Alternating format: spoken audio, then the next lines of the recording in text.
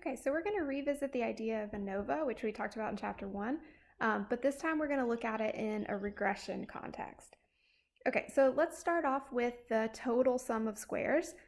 So this looks very similar to what we saw in chapter 1. So we're looking at the individual y values, the individual responses, comparing those to the overall mean. So if we wanted to think about this on the plot, we're just thinking about how far are these y values from the overall mean of the y's, right? So this is looking at our total variability, okay? Now let's look at the regression sums of squares. So this is, again, comparing to that overall mean, right? Y bar is the overall mean, and you can see that in the notes as the red line. But we're going to be comparing that to the predicted values for each point. So you can see the predicted values in the plot by the orange line. So basically, we want to see how different is our predicted value from what it would have been if we had just used the overall mean each time. Okay, and we're going to do this for each data point. So for each of those x values, we want to know how far apart are the overall mean and the predicted value, which is the regression line, the orange line there. Okay, so that's showing us the regression sums of squares. So basically this is saying how much better is it to use a regression line than to just use the flat line. So you can think about this as the explained variability. Okay, and then the last one is the residual sums of squares. So this is looking at the difference between your y, which is your actual data value, compared to y hat, which is your predicted value. So that's the residual, right? Actual minus predicted. So here we're going to be comparing the actual data point to the regression line. So just looking at those vertical distances between what we actually got and what the model would have predicted. So we have no explanation here for why some of these points are above their predicted values and some are below. And so this can be called the unexplained variation. And just like we saw in chapter 1, the total variation can be broken up into the explained plus the unexplained. Okay, so we can organize this in an Anova table. So I'm kind of combining here the terms that we learned before and some new terms, and you'll see these kind of mixed in. So we can call this the sum of squares for regression. You can also think about it as the sum of squares for the model. And the degrees of freedom for that is going to be p. So p is the number of predictors that we have, or the number of explanatory variables that we have. Okay, so to get the mean square, just like we saw before, it's going to be the sum of squares for regression divided by the degrees of freedom for regression, which would just be p. Okay, for the residual, we've got the formula for the sum of squares residual. Sometimes we call that the sum of squares error. And that's going to be n minus 1 minus p. So you may remember that was the degrees of freedom that we saw for the t statistic. So if we wanted the mean square for the residuals, or the mean square error, we take the sum of squares for the residuals and then divide by n minus 1 minus p. So again, mean square is always just the sum of squares divided by the degrees of freedom. Okay, and then degrees of freedom for the total is just the sample size minus 1. That's the same as what we saw in chapter 1. All right, so let's think a little bit more about what these sums of squares actually mean. So I'm going to have you pause the video and think about 3 different graphs you could draw. So the first one, I want a graph where the sum of squares total is equal to 0. The second one, the sum of squares regression is equal to 0, but sum of squares total is not.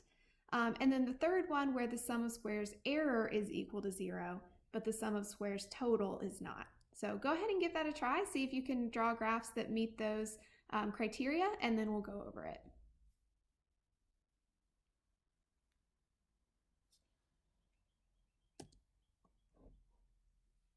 All right, so here's some graphs that meet the criteria.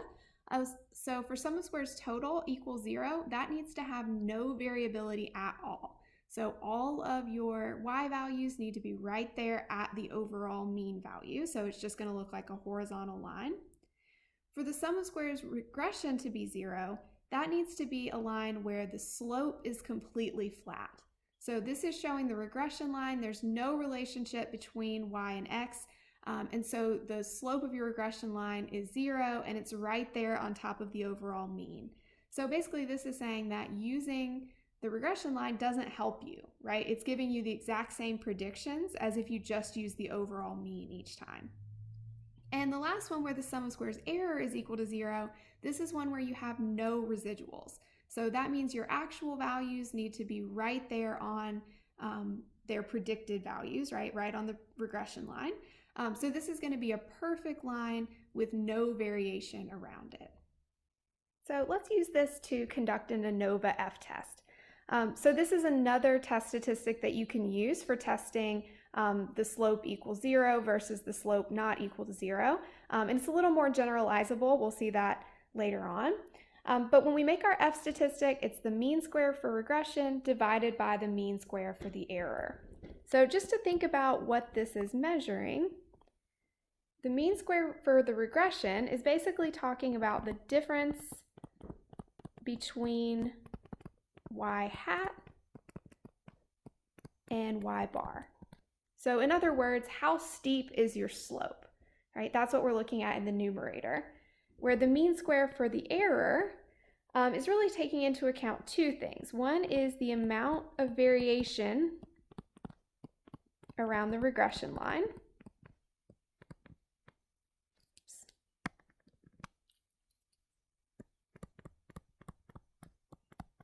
And remember that mean square also involves the sample size, because the sample size is part of the degrees of freedom. So let's think about how strength of evidence relates to your F statistic. Okay, so if you had a large difference between y hat and y bar, so if you have a very steep slope and you have a very small amount of variation around the regression line, that's going to give you a large F statistic. Right, so the larger your F statistic is, the stronger your evidence. And of course, when we say strong evidence, we always mean strong evidence against the null and for the alternative. Okay, so just to sort of show you what this looks like in the table, this is showing the Anova table here. So I'm just doing Anova in R. And you can see we're given the F value right here and the P value that corresponds to that. So if we wanted to think about where this is actually coming from, we could think about drawing an F distribution that has these degrees of freedom. So you have the degrees of freedom for regression and the degrees of freedom for error here, and that's what's being shown. So basically this would be the distribution of F statistics when the null hypothesis is true. So we've seen this for slopes, we've seen it for T statistics, and we can do the same sort of thing with an F statistic here. So we can find our F equals 9.3, and we can shade everything out beyond that. And I actually am not sure, this might actually be the wrong graph because it looks like there's very little space out there. But the p-value does come out to be pretty small, so 0.01094. Another thing I just wanted to point out really quickly is that the F statistic and the T statistic are still connected to each other. So we saw this when we were talking about Anova earlier too. So basically, when you have only one predictor, like we have here, when you have only one predictor, so here we're only using size, you can use the t-test, which we saw earlier, or the f-test. And they're actually going to give you equivalent answers, because if we look at our f statistic, so it's 9.3353 is what it says in the output, that's just equal to our t statistic squared. right? If we take that 3.055 and we square it, that's going to give us our F statistic, and we have the same p-value as before. So in this situation, those would actually be equivalent tests. So let's go ahead and do one more practice question before we wrap up with ANOVA. So I have two scatter plots down there, A and B. And they both have the same sample size and roughly the same standard deviation of X values. So I want you to think about which of these would produce a larger F statistic, and then justify your answer based on the sums of squares.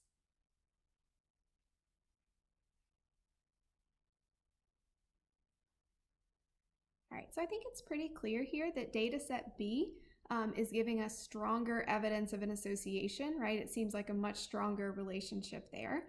So data set B is going to have a larger F statistic. So is this based on SS regression or SS residual? So I would say that the spread of the residuals around the line is pretty much the same for both, right? Both of them seem pretty close around the line. But the slope for data set B is a whole lot steeper than the slope for data set A. So the correct answer would be the third choice here. Data set B would have a larger F statistic, and that's because the sum of squares for regression is larger.